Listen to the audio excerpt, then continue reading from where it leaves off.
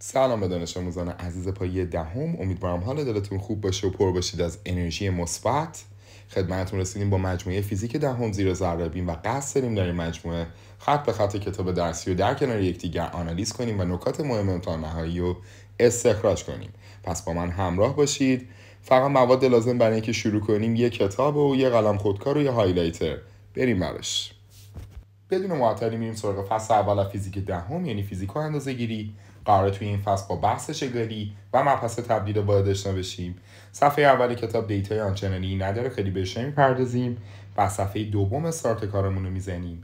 در قسمت بالایی یه صفحه تیتری داریم تحت عنوان فیزیک دانش بنیادی و یه سری دیتاهای تئوری که میتونه تو سوالات صحیح و غلط و جاخالی ما رو محک قرار بده. اولین جمله‌ای که چشم بهش میخوره فیزیک از بنیادی ترین دانش‌ها و شالوده تمامی مهندسی و فناوری هاست که به طور مستقیم یا غیر مستقیم در زندگی ما کاربرد داره. این مستقیم و غیر مستقیم جون میده برای سوالات صحیح و غلط. فیزیکدانان پدیده‌های گوناگون طبیعت رو مشاهده میکنن و میکوشن الگوها و نظم‌های خاصی بین اونها پیدا کنن. خب این جمله بعدی هم جمله مهمیه. دانشمندان فیزیکی برای توصیف و توضیح پدیده‌های مورد بررسی از 3 چیز استفاده میکنن. 3 جاخالی خوشگل: 1 قانون، 2 مدل و 3 نظریه فیزیکی. از آنجا که فیزیک علمی تجربی هست، لازم از قوانین، مدل ها و نظریه فیزیکی هم با آزمایش مورد آزمون قرار بگیره. پس باید آزمایش بشن. جمله بعدی که جمله مهمیه در مورد نظریه های فیزیکیه. میگه مدل ها و نظریه فیزیکی در طول زمان همواره معتبر نیستن و ممکنه دستخوش تغییر بشن، پس همواره ثابت نیستن. مثالی هم که کتاب بررسی دقیقاً همون داستان نظریه اتمیه که اینجا توی یه شکل هم برای ما آورده که نظریه اتمی چه تغییر و تحولی داشتش. اولین کسی که نظریه اتمی رو مطرح کرد دالتون بود. ما با عدد 1 نشون میدیم که نظریه مدل توپ بیلیارد آورد. دومین نفر تامسون بود که مدل کیک کشمشی رو در واقع مطرح کرد. سومین نفر رادرفورد بود که مدل هسته‌ای و 4 بور بود که مدل منظومه شمسی یا مدل سیاره‌ای، و در آخر شرودینگر مدل ابر الکترونیکی تا الان هم در واقع تایید شده و استفاده میشه ازش. و جمله بعدی که خیلی میتونه سوال ازش بیاد در واقع ویژگی آزمون پذیری و اصلاح نظریه فیزیکیه که نقطه قوت دانش فیزیک هم هست و نقش مهمی در فرآیند پیشرفت دانش و تکامل شناخت ما از جهان پیرامون داشته. پس نقطه قوت فیزیک ویژگی آزمون پذیری و اصلاح نظریه فیزیکی میتونه باشه. خب بریم سراغ صفحه سوم که یه دونه خوب است بدانید داریم که برای امتحان نهایی کاری باش نداریم و تنها جمله‌ای که به چشم میخوره و میتونه مهم باشه با هم دیگه هایلایتش کنیم. فیزیک پایه و اساس تمامی مهندسی و فناوری است. همین. از این صفحه گذر میکنیم میریم سراغ صفحه بعدی. صفحه 4 هم خوشبختانه دیتای آنچنانی نداره، یه فعالیت هم داره که میتونیم ازش بگذریم، ولی صفحه 5 باید با قدرت استارت بزنیم چون یکی از مباحث مهم فصل اول، یعنی داستان مدل سازی در فیزیک، که کتاب اینجوری اومده بررسی کرده. گفته پدیده هایی مثل پرتاب توپ، افتادن برگ درخت یا تشکیل رنگین کمان برای ماها عادیه، برای فیزیکدانان همیشه پیچیدگیایی داشته. پس اومدن یه راه حلی در نظر گرفتن. گفتن آقا مدل سازی میکنیم در فیزیک. حالا مدل سازی یعنی چی؟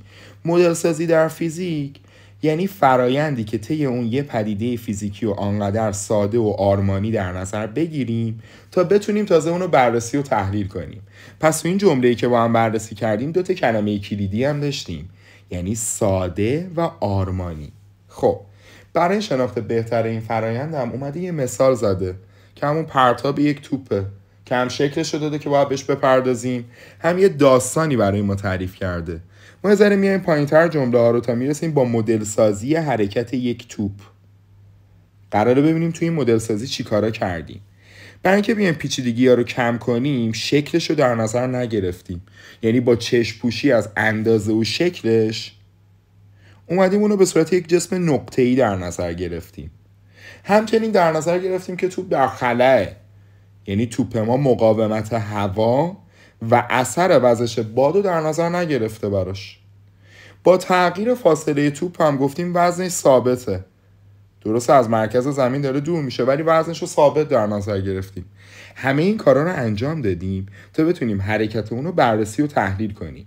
پس یادمون باشه در مدل سازی باید اثرهای جزئی تر رو نادیده بگیریم، نه اثرهای مهم و تعیین کننده.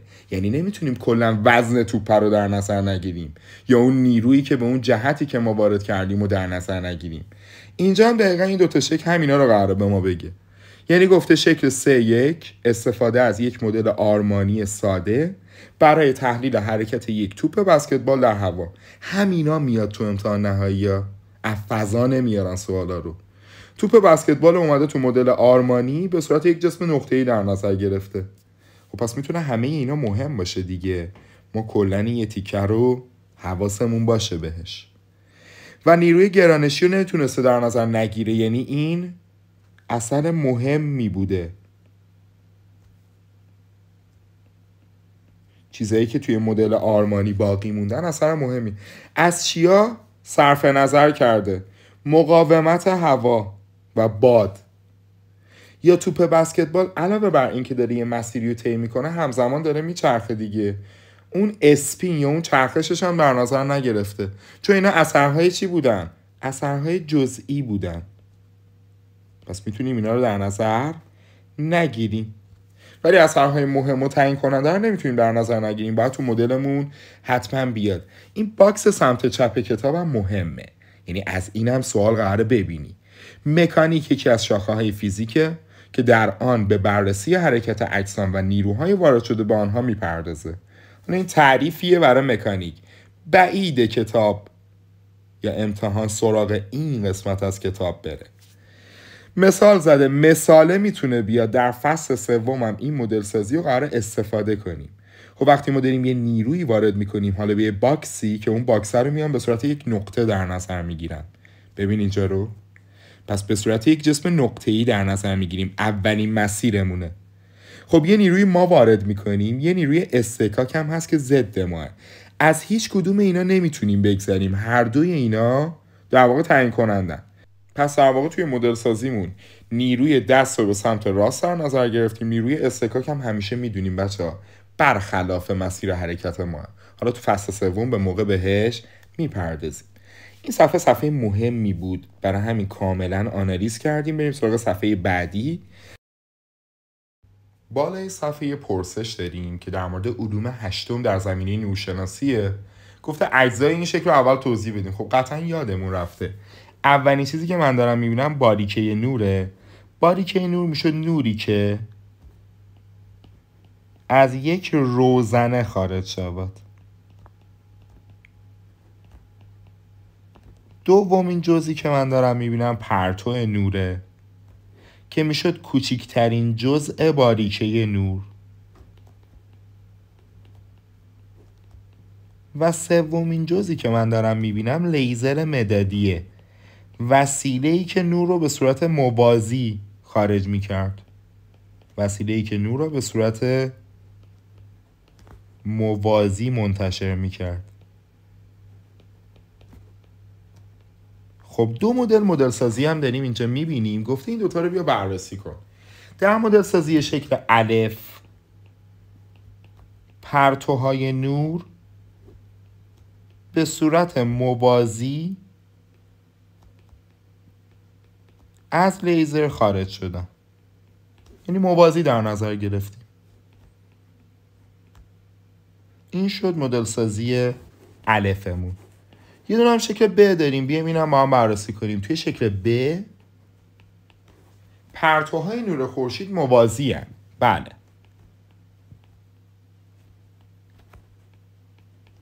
ولی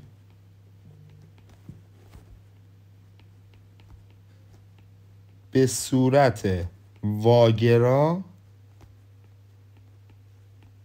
به سمت دوربین می روند. پس یه تفاوتی داره، به صورت واگرا دارن به سمت دوربین میرن. یه ذره پایین تر از اون پرسش در واقع تیتر بعدیمون اندازه‌گیری و کمیت‌های فیزیکیه که همیشه درگیر کمیت‌های فیزیکی بودیم و دسته‌بندی اونا. اولین دسته‌بندی هم که سال نهم یاد گرفتیم در واقع کمیت‌های نرده‌ای و برداری بود. دوباره اینجا بهش پرداخته، 2 مثال آورده برای نرده‌ای، جرم و طول آورده که داریم میبینیم کمیت‌های نرده‌ای در واقع یه عدد دارن،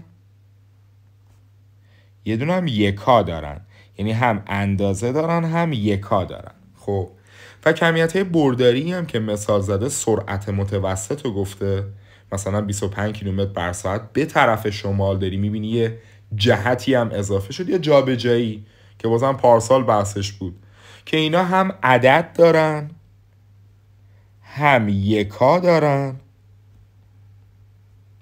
هم یه جهتی هم دارن. پس اینا 3 آیتم دارن.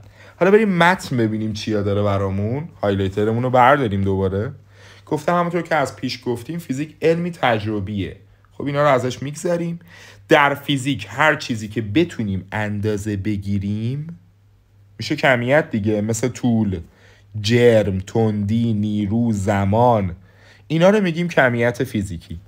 برای بیان برخی از کمیت‌های فیزیکی از یک عدد و یکای مناسب، پس اگر فقط عدد و یکا داشتیم کمیتمون نرده‌ای بود، مثل جرم، مثل طول که الان بررسی کردیم.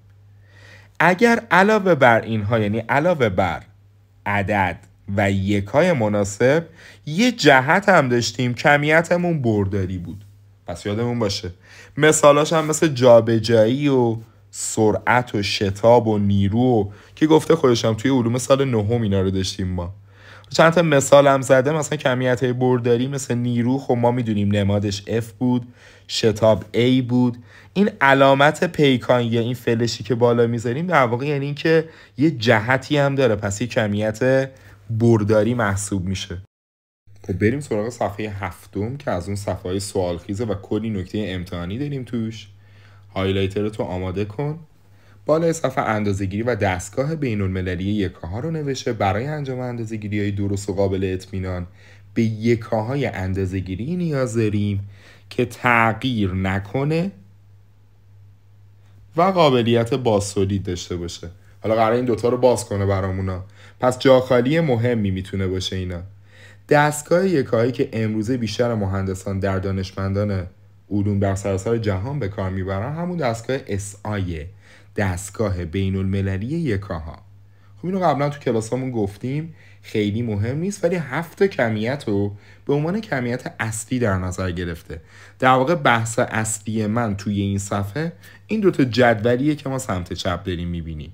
قطعا از اینا تو امتحان نهایی سوال میبینی، حتی تو کنکورش هم تست میاد. جدول بالای کمیت‌های اصلی و یکاهای دستگاه بین‌المللی SI، یعنی این 7 کمیت اصلی رو ما بلد باشیم، بقیه کمیت‌ها توی فیلد فرعی قرار میگیرن، یعنی توی دسته‌بندی بعدی ما برای کمیت‌ها اصلی و فرعی. اصلی این 7، مابقی میشه فرعی. اوکی. و برای هر کدوم این کمیت‌های اصلی هم یه دونه یکا رو اومده در نظر گرفته به عنوان یکای اصلی. مثلا کمیت اولمون طوله، خب میدونیم یکاهای سانتیمتر و میلیمتر هم هست، ولی یکای اصلیش برای ما متره، پس ما میگیم ما متر رو دوست داریم، یعنی SIش متره. جرمو داریم کیلوگرم، خب اینا راحته. زمان ثانیه، قبلا هم اینا رو دیدیم. دما که توی فصل 4 فیزیک دهم هم باش کار داریم، خب ما بیشتر سانتیگراد یا همون سلسیوس رو استفاده میکنیم، ولی یادت باشه SIش کلوینه، با کا هم نمایش میدی. مقدار ماده که تو شیمی کاربرد داره مول بود، MOL نمادش بود. نماد یکا منظورش دقیقا همینه. جریان الکتریکی با سوی علوم 8 داشتیم تو بحث الکتریسیته و فیزیک 11 هم باش کار داری، آمپر با A بزرگ. شدت روشنایی که قطعا اولین بار داری میشنوی و قطعا طراحای امتحانی هم بیشتر سراغ همین چیزا میرن، کیلوگرم و اینا رو نمیارن وسط. شدت روشنایی کندلا یا همون شمعه، نمادش هم CDه.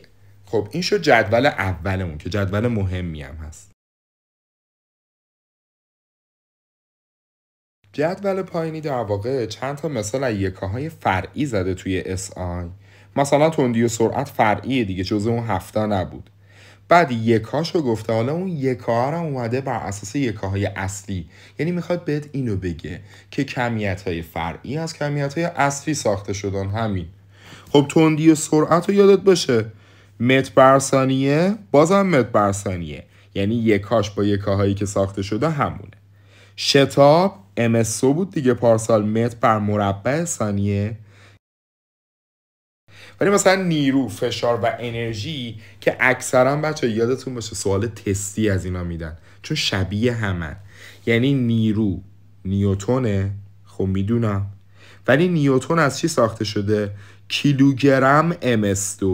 یعنی اگر بخوایم نیوتن رو با یکاهای اصلی بسازیم به این ترتیب، حالا اثباتش الان وقت نیست بخوایم بازش کنیم، ولی خب فرمول نیوتن، فرمول نیرو F مساوی M ضرب در A یا همون جرم ضرب در شتاب بود. خب واحد جرم کیلوگرمه، واحد شتاب هم گفتیم MS2 یا همون متر بر مربع ثانیه بود. خب اینا رو ضرب کنیم در هم میشه کیلوگرم MS2 دیگه، پس نیوتن از اینجا اومده. یا داستان فشار، خب میدونم فشار پاسکال فصل 2 هم باش کار دارم، این یکی از کیلوگرم بر روی MS2. انرژی فصل 3 باش کار داری، ژول یکاش، ولی ژول از چی ساخته شده؟ کیلوگرم M2S2. ببین اینا خیلی شبیه همه، قطعا تو امتحان نهایی میبینی اینا رو، حالا بیشتر هم میگم سوال تستی میاد ازش. خب برگردیم رو متن. پس این دوتا جدولو غافل نمیشی ازش، بسیار مهم. بریم رو متن کتاب، خیلی قصه هم نگیم. حالا تاریخچه SI و کاری نداریم، هفته کمیت اصلی هم گفتیم. فقط یه جمله مهمی که من اینجا دارم میبینم، بسیاری از اینو هایلایت کن با من، بسیاری از کمیت های فیزیکی مستقل از یکدیگر نیستن و توسط رابطه ها و تعریف های فیزیکی به یکدیگر وابسته اند. این هم یادمون باشه، این وابستگی به ما کمک میکند تا لازم نباشد برای همه کمیت های فیزیکی یکای مستقل تعریف کنیم. خیلی بعیده سراغ این بره، ولی بلد بشیم خوبه. اون داستان یکای نیوتن و نیرو اینا هم که بهت گفتم خوب است بدانیدم که بده بره. بریم صفحه بعدی پرقدرت. خب از صفحه 8 به بعد کتاب اومده دونه دونه کمیت‌های اصلی رو باز کرده و گفته یکای اینا از کجا اومده. برای سوالات تئوری بد نیست، ما هم خیلی سریع بهش میپردازیم. اولین کمیتمون هم کمیت طوله. خب من میدونم کمیت طول یکاش متر بوده. حالا تعریف متر از کجا اومده رو قراره با هم مرور کنیم. پس یکای طول متره که اولین تعریفش، تعریف اولیه متر این تعریفه، میگه به صورت 1/10 میلیونیوم فاصله استوا تا قطب شمال بود. پس این تعریف اولیه متر بود. تعریف های دیگه ای هم داشتیم، یعنی سال 1960. سال تاریخ ها خیلی مهم نیست. فاصله میان دو خط نازک حک شده در نزدیکی دو سر میله از جنس پلاتین ایریدیوم وقتی در دمای 0 درجه سلسیوس هستن. خب اینم تعریف بعدی ما بود، تعریف دوم. همیشه در دسترس نبود، پس یه باگایی داشت. آخرین تعریف چیه؟ اون تعریفی که ما الان هم داریم استفاده میکنیم و خیلی تخصصیه. این تعریف رو من هایلایت میکنم. 1 متر برابر مسافتی تعریف شد که نور در مدت زمان این عدد ثانیه در خلا طی میکند. این تعریف تخصصی ترین تعریفه، پس میشه شماره 3 ما توی تعریف ها. 3 تا تعریف برای متر داشتیم. خب یه جدولی داریم که خیلی امتحان نهایی سراغ این جدول و این عددهای عجیب غریب نمیره، ولی این پرسش بدی نیست. گفته اگر مطابق شکل روبروی یکای طول را به صورت فاصله نوک بینی تا نوک انگشتان دست کشیده شده در نظر بگیریم چه مزایا و چه معایبی داره. خب مزایاش مشخصه، همیشه در دسترسه و به راحتی هم قابل استفاده است. خب معایبی هم داره دیگه، معایبش هم بررسی کنیم. معایبش اینه که برای هر فردی متفاوته، پس ای باش میشه برای هر شخص متفاوته. دیگه چی؟ با گذشت زمان تغییر میکنه، بر خود شخص هم باز با گذشت زمان تغییر میکنه. خب بریم سراغ تمرین پایین صفحه که چند تا سوال داره. الف، یکای نجومی یا همون واحد نجومی برابر میانگین فاصله زمین تا خورشید. اینو نهم هم یاد گرفتیم، یعنی همون 150 میلیون کیلومتر. که اومده گفته 1 AU یا همون واحد نجومی معادل 1.5 ضرب در 10 به توان 11 متره. با توجه به جدول 3 که بالا داشتیم، منظومه شمسی تا نزدیکترین ستاره بر حسب یکای نجومی چقدره؟ خب فاصله منظومه شمسی تا نزدیکترین ستاره رو داریم میبینیم. 4 ضرب در 10 به توان 16 متره. قرار اینو تبدیل کنی به واحد نجومی. خب کاری نداره، یه دونه تبدیل واحد زنجیره‌ایه دیگه. عددی که داریم 4 ضرب در 10 به توان 16 متر ضرب خط کسریمون رو میذاریم پایین، متر رو میذاریم، قراره به AU تبدیل بشه دیگه، پس میذاریم بالا. هر یک AU هم داریم طبق دیتا 1.5 ضرب در 10 به توان 11. خب مترها که با هم ساده میشن، 4 تقسیم بر 1.5 میشه 2.66 تقریبی در میاد. 10 به توان 11 از پایین بیاد بالا میشه 10 به توان منهای 11، با اون 16 میشه 10 به توان 5. این هم بر حسب AU بود یا همون واحد نجومی. این سوال یکش بود. توی قسمت بعد گفته مسافتی که نور در مدت 1 سال در خلا میپیماید 1 سال نوری مینامند و آن را با نماد IY نمایش میدن. این فاصله رو بر حسب متر محاسبه کنید. خب فاصله 1 سال نوری رو بهمون تو جدول داده 9 ضرب در 10 به توان 15. چون تندی نورم به داده 3 ضرب در 10 به توان 8 متر بر ثانیه، میتونی خودت هم محاسبه کنی. تندی نور رو داری متر بر ثانیه، کافیه در زمان 1 سال ضرب کنی. خب من میدونم 1 سال 365 روزه، هر روز 24 ساعته، هر ساعت 3600 ثانیه است. اینا رو باید در هم ضرب کنم. در آخر به صورت تقریبی به همین 9 ضرب در 10 به توان 15 میرسی. پس به جدوله اکتفا میکنی. قسمت آخر پ گفته اختروش‌ها دورترین اجرام شناخته شده از منظومه شمسی هستند و به عبارتی در دورترین محل قابل مشاهده کیهان قرار دارند. فاصله اونها از منظومه شمسی 1 ضرب در 10 به توان 26 متر برآورد شده. این فاصله رو بر حسب سال نوری. خب اوکی دیگه. عددی که من دارم 1 ضرب در 10 به توان 26 بر حسب متر هم هست. میخوام به سال نوری تبدیل کنم، پس پایین رو میذارم متر، بالا نماد سال نوری چی بود؟ آی وای. اینا رو هم بلد بشیم، نماده به کار میاده که میدونم هر 1 سال نوری 9 ضرب در 10 به توان 15 بودش. تا اینجا اوکی؟ خب متر رو با متر میزنم، بعد در آخر برام میمونه یه تقسیم 1/11 ضرب در 10 به توان 15 بیاد بالا از 26 کم میشه 10 به توان 11. اینم بر اساس سال نوری آیوایش هم بغلش میذاریم. این تمرین مسخره‌ای بود ولی حلش کردیم.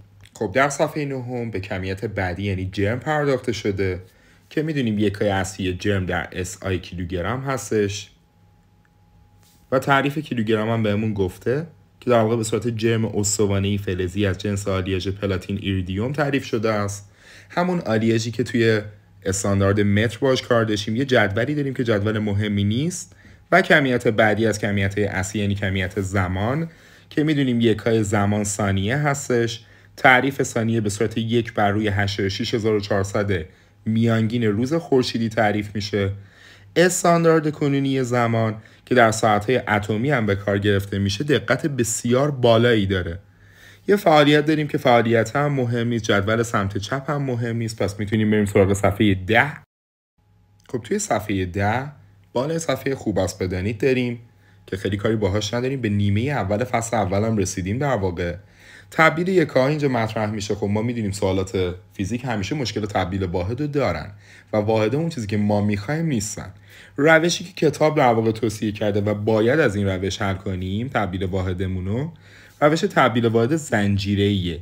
جور دیگه حل کنیم نمره نمیگیریم. در این روش در واقع اندازه کمیت رو توی ضریب تبدیل میومدیم ضرب میکردیم. حالا این ضریبای تبدیل رو قراره یاد بگیریم. با مثال بیشتر سعی میکنم این موضوع رو باز کنم. یه تمرین پایین صفحه داریم که اکثرا توی امتحانات ترم دیدیمش، امتحانات میان ترم اینو دیدیم.